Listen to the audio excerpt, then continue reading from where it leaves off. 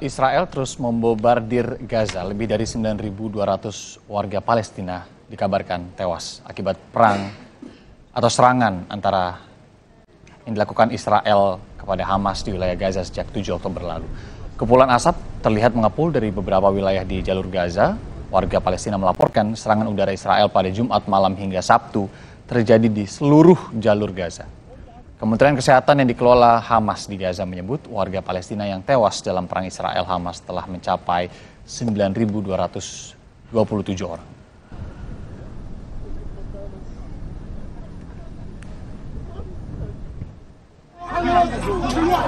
Serangan udara Israel menghancurkan sebuah rumah di pusat Khan Yunis, jalur Gaza Selatan pada Sabtu pagi waktu setempat. Tim penyelamat berjibaku mencari para korban di bawah reruntuhan bangunan rumah yang hancur.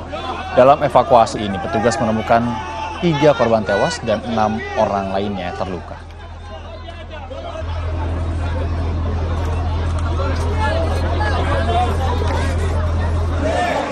Sementara itu, serangan udara juga diluncurkan Israel ke kamp pengungsi Nusairat di kawasan Gaza Tengah. Serangan menghantam sebuah bangunan apartemen pada Sabtu waktu setempat dan menewaskan 7 orang yang merupakan satu keluarga.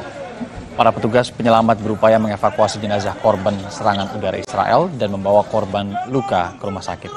Di Gaza, sudah sekitar 9.400 orang tewas semenjak perang Hamas-Israel meletus awal Oktober lalu.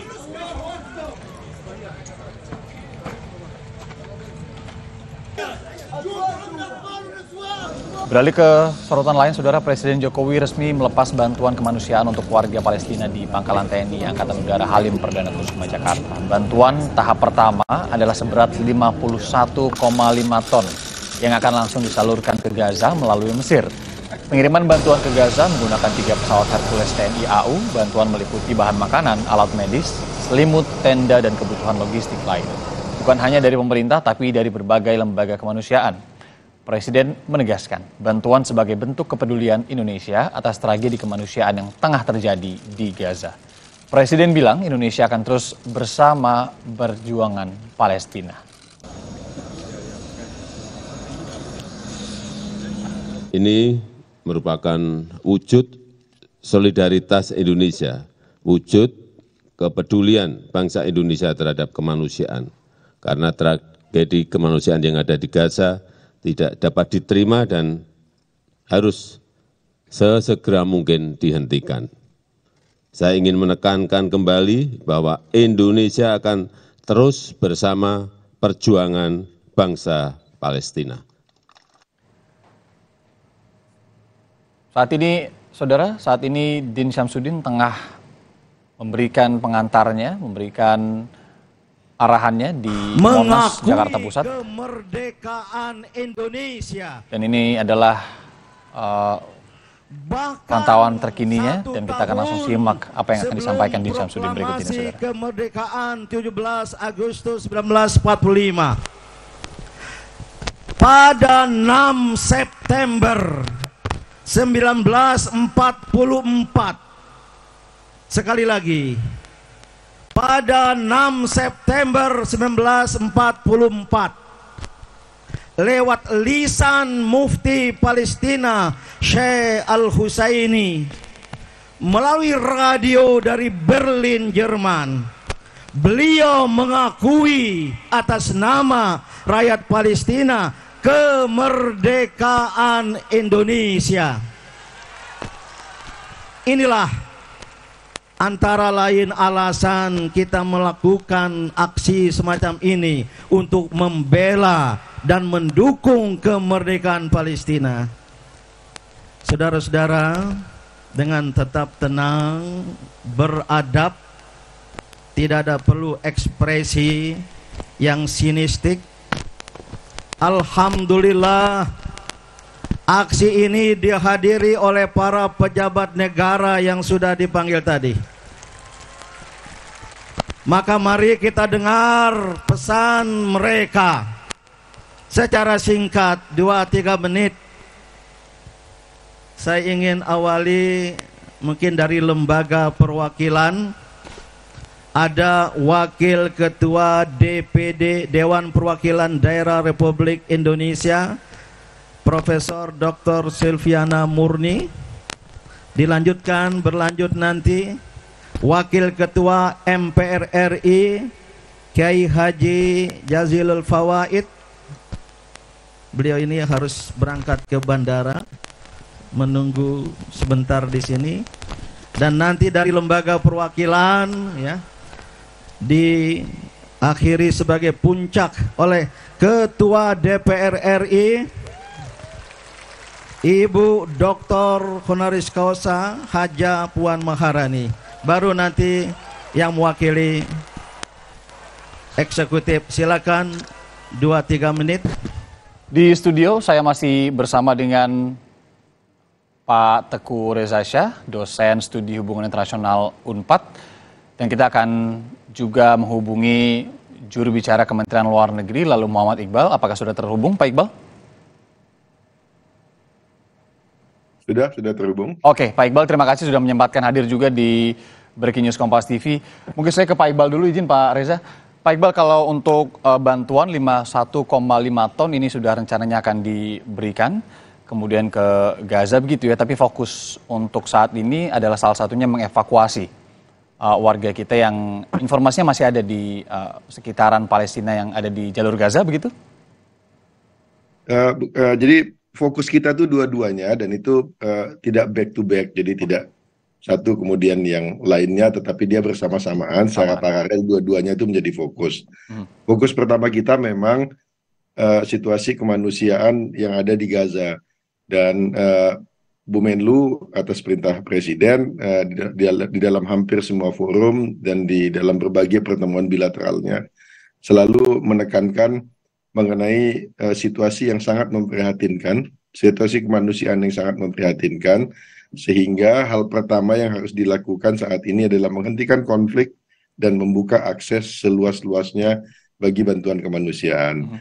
Nah, karena itu kita juga terus melakukan upaya penggalangan bantuan kemanusiaan. Kemarin kita baru memberangkatkan 3 pesawat. Dan bantuan ini adalah bantuan bukan hanya dari pemerintah, tetapi juga bantuan dari masyarakat Indonesia. Yang ingin kita tunjukkan adalah concern atau keprihatinan terhadap situasi kemanusiaan ini bukan keprihatinan hanya pemerintah Indonesia, tetapi ini adalah keprihatinan seluruh bangsa Indonesia. Nah, evakuasi masih terus kita lakukan. Kemarin alhamdulillah kita sudah berhasil evakuasi 4 orang WNI. Dan sampai hari ini kita masih terus berusaha untuk mengevakuasi 3 orang lainnya. In total ada berapa yang harus dievakuasi di sekitaran area yang terdampak? Ada 10 WNI kita, tapi 3 orang adalah relawan yang bekerja untuk Rumah Sakit Indonesia dari Mercy, dan mereka memutuskan untuk tidak dievakuasi. Mereka memutuskan untuk tetap tinggal di sana untuk melakukan tenaga medis, Pak Iqbal. Tenaga medis yang memutuskan untuk betul. Mereka membantu di rumah sakit. Nah, yang harus kita evakuasi kemudian tinggal 7, dan kita sudah berhasil mengevakuasi 4. Sekarang tinggal 3. Tinggal 3 lagi ya. Oke, ini akan bersama-sama dilakukan juga. Termasuk juga saat pemberian bantuan itu. Kalau melihat kondisi saat ini Pak Reza, sebelum nanti kita cerita lagi secara konteks di awalnya seperti apa, ini kan serangan sudah membombardir kemudian juga rumah sakit Indonesia pun gitu ya, kehilangan perannya untuk kemudian bisa secara maksimal gitu membantu orang di sana. Ini sudah kita lihat sejumlah gambar yang ada di informasi menyasar warga sipil dan lain-lain. Apa sih sebenarnya yang bisa dilakukan sama dunia saat ini gitu loh? Kok kayaknya ini berlarut-larut sampai udah hampir sebulan ini nggak ada yang benar-benar tegas gitu untuk memberhentikan konflik kemanusiaan ini? Yang perlu kita lakukan adalah itu kebersamaan ya. Pertama, kita sudah mulai dari Indonesia loh. Ya. Kalau di negara-negara Uni Eropa kan yang bergeraknya masyarakatnya saja kan. Masyarakat yang penduduk asli dan penduduk pendatang. Kalau di kita kan masyarakat heterogen sesuai dengan namanya kan, kegiatan hari ini kan. Lintas agama, ada kata kunci lintas agama di situ. Pemerintah dan masyarakat itu harus kompak. Seperti yang kita contohkan hari ini. Negara lain itu belum berpikir ke arah sana. Itu satu. Kemudian juga untuk jangka panjang, yang perlu kita lakukan adalah restrukturisasi PBB. Terutama sekali Dewan Keamanannya yang tidak demokratis. Semua urusan itu harus diselesaikan oleh 5 besar itu, Amerika Serikat, Inggris, Perancis, Rusia, dan Cina kan. Yang selalu paling aktif itu Amerika Serikat, karena dia berpikir kalau ada apapun menyangkut Israel, itu harus saya duluan yang gatekeeper, yang mencegahnya, yang mendukungnya atau apapun. Melalui veto yang kemudian Melalui vetonya yang kadang-kadang sembarangan digunakan itu, sehingga mencederai kan nilai-nilai kemanusiaan, nilai-nilai inisiatif untuk suatu dunia yang lebih baik, lebih berkeadilan. Enak kan itu veto dikeluarkan terus-menerus. Padahal negara-negara di dunia itu sangat setengah mati itu bikin rancangan resolusi, entah itu di Majelis Umum maupun di Dewan Keamanan PBB, di veto terus-terus. Anda melihat itu sudah oh ya sudah outdated lah. Sudah outdated. Kan pemenang Perang Dunia Kedua kan berlima itu kan, Amerika Serikat, Inggris, Perancis. Sekarang mereka satu blok. Kemudian sisi yang lain Cina sama Rusia di blok yang lain. Selalu saling berbenturan. Dan kalau kita lihat kan, udah tiba saatnya lah direstrukturisasi dengan memperhatikan indikator-indikator baru. Dan ini ide yang harus dikemukakan di seluruh dunia. Ide ini kan dikembangkan oleh Kemenlu RI kan tahun 80-an ya Pak Iqbal ya, waktu zamannya Pak Suryokusumo itu. Ada formula namanya Wisnumurti formula kan, bahwa 5 itu sudah tidak demokratis lagi. Bahkan sejak tahun 80-an itu ya? Kita sudah punya ide itu. Cuman masalahnya ya kita ini kan anggota tidak tetapnya nggak ada selang-seling kan, dan negara-negara lain tampaknya juga sangat nyaman dengan status itu kan. Jadi indikator kita ya pelan-pelan kita rubah ya Pak lalu Mat Iqbal ya, kita rubah pelan-pelan deh. Paling nggak di kalangan Indonesia itu bulat suaranya. Dari situ meluar ke ASEAN, kemudian masuk ke wilayah-wilayah di mana kita punya pengaruh besar. Dan kekuatan ide itu luar biasa sebenarnya, asal terus-menerus dimatengkan. Jadi istilahnya 5 itu oke lah sementara, tapi harus ditambah dengan 10 lagi. 10 lagi itu dengan kriteria berdasarkan populasi. Oke, Cina 1,4, udah di sana. India 1,3, India belum terwakili. Di bawah itu ada Amerika sudah. Indonesia. Kita penduduk terbesar di dunia, hampir 3 loh. Hampir 300 juta. Kemudian Pakistan, oke lah Brazil 200-an juta. Jadi kalau kita menggunakan indikator populasi, saya melihat India ada kans di situ, Indonesia ada kans di situ.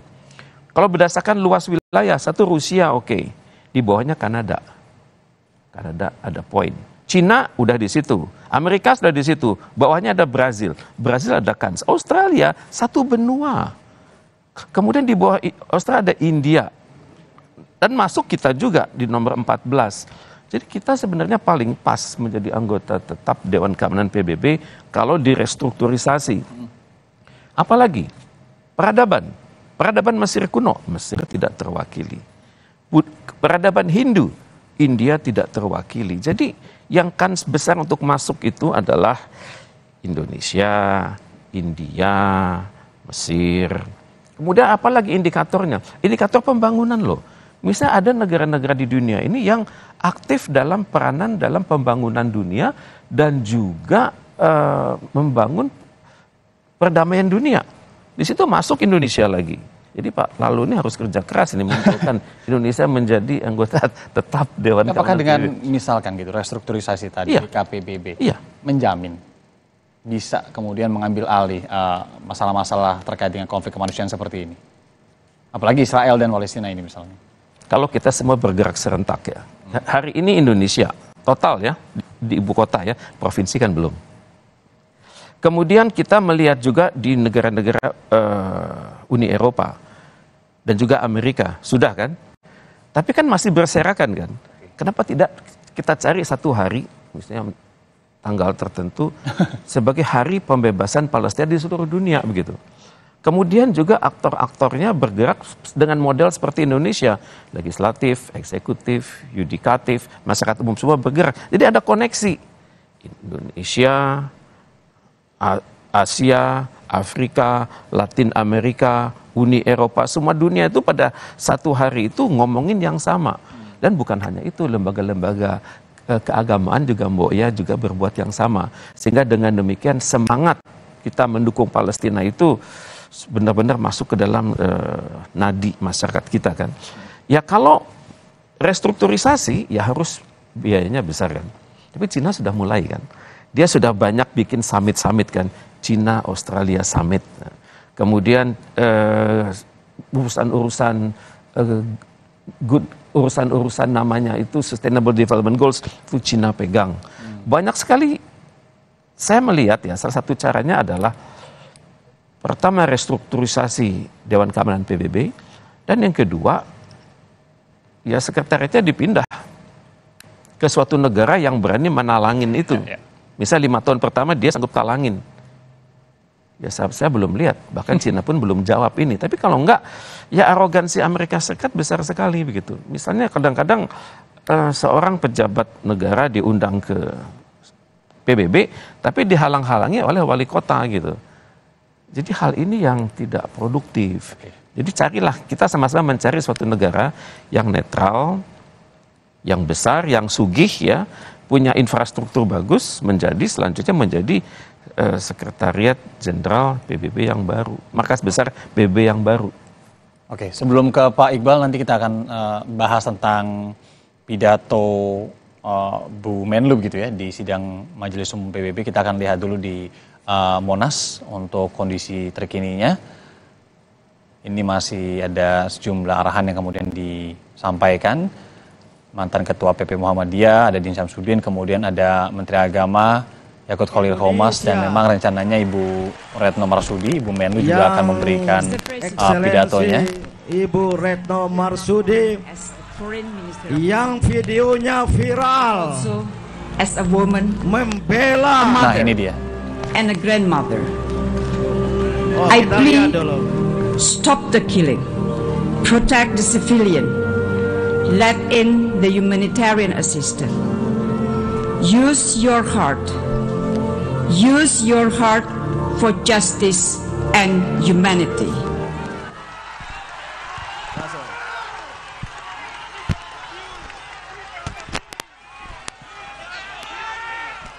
Bismillahirrahmanirrahim. Assalamualaikum warahmatullahi wabarakatuh.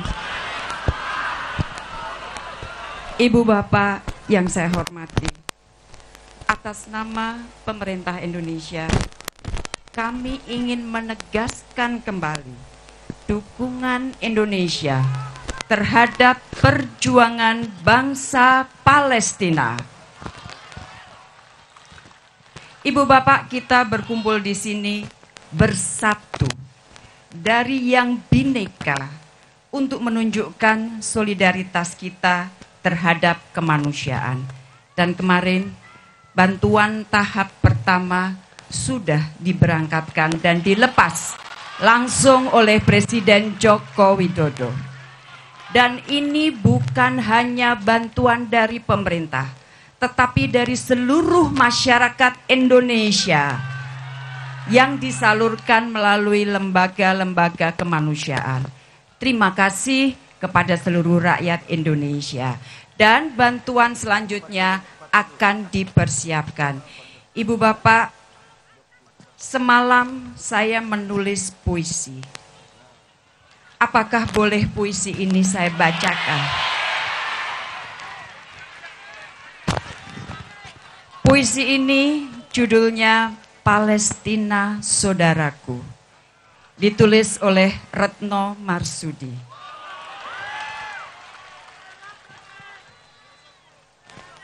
Hatiku miris karena bocah itu menangis. Dia terluka. Dia tidak bisa berkata. Dia tidak tahu di mana bapak ibunya. Setiap 10 menit, satu anak wafat di Gaza. Ribuan orang tua kehilangan anak. Tak terbilang berapa ribu anak kehilangan orang tuanya. Setiap tangan tertulis nama, mereka tidak ingin mati tanpa penanda. Rumah mereka hanya langit. Kasur mereka hanya bumi. Kapan kekejaman ini akan berhenti? Kapan keadilan ini akan menghampiri? Aku dan Indonesiaku pantang mundur akan terus membantumu. Aku dan Indonesiaku akan terus bersamamu sampai penjajah itu lenyah dari rumahmu. Palestina, kau adalah saudaraku, dan aku, Indonesiaku, akan selalu bersamamu. Demikian Ibu dan Bapak, wassalamualaikum warahmatullahi wabarakatuh. Ya, itu tadi puisi yang diberikan Menlu Retno Marsudi, yang kemudian kita dengarkan bagaimana kemudian seperti yang dikatakan Pak Reza tadi di studio, bahwa setiap nafas lah ya bisa digambarkan begitu ya. Nafas warga atau masyarakat Indonesia ini selalu ada Palestina di sana. Kita akan dengarkan dulu Yakut Khalil Qomas, Menteri Agama, saudara. Sayyidina wa maulana Muhammadin wa ala alihi wa sahbihi ajma'in, amma ba'd. Bapak Ibu, saudara-saudara yang saya cintai sebangsa setanah air, kita semua berkumpul di sini karena kita mencintai bangsa Palestina, karena kita mencintai rakyat Palestina. Oleh karena itu saya hanya ingin mengajak Bapak Ibu sekalian, semua saudara-saudara saya, untuk bersama-sama melakukan sholat gaib untuk para syahid yang menjadi korban Israel, yang menjadi korban agresi Israel, dan sekaligus mendoakan agar bangsa Palestina segera mendapatkan kedamaian, keadilan, dan kemerdekaannya. Terima kasih saudara-saudaraku yang saya cintai. Wallahu yuwaffiquna fima yuhibbu wa yardoh. Assalamualaikum warahmatullahi wabarakatuh.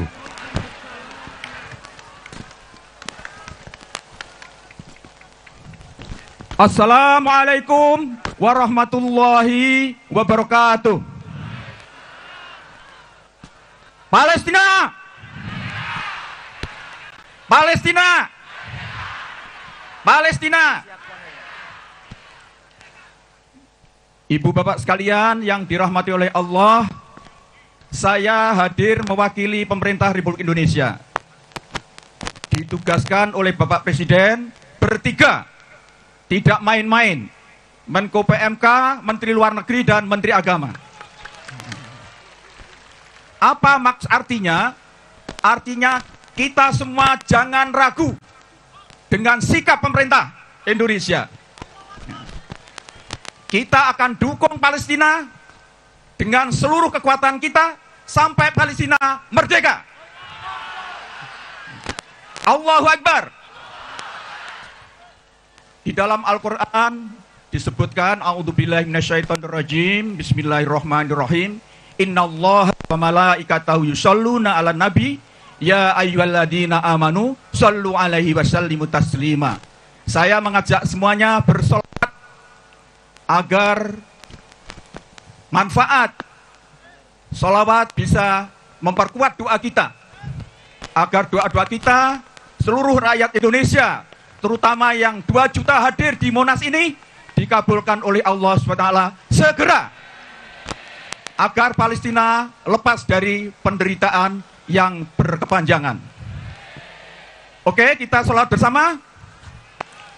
Bisa musiknya? Assalamualaikum.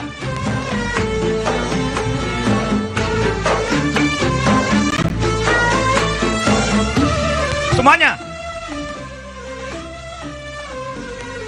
Tiga pejabat tinggi di pemerintahan kita, Menko PMK, Menteri Luar Negeri, Menteri Agama, ditugaskan langsung oleh Presiden untuk bersama-sama masyarakat menegaskan posisi Indonesia yang akan terus memberikan bantuan kepada Palestina yang kita anggap sebagai saudara. Tadi Ibu Menlu juga sampaikan begitu. Saya akan lanjut berdiskusi dengan Pak Teguh Reza dan juga ada Pak Lalu Muhammad Iqbal yang masih bersama kami via virtual. Pak Iqbal, masih bersama kami?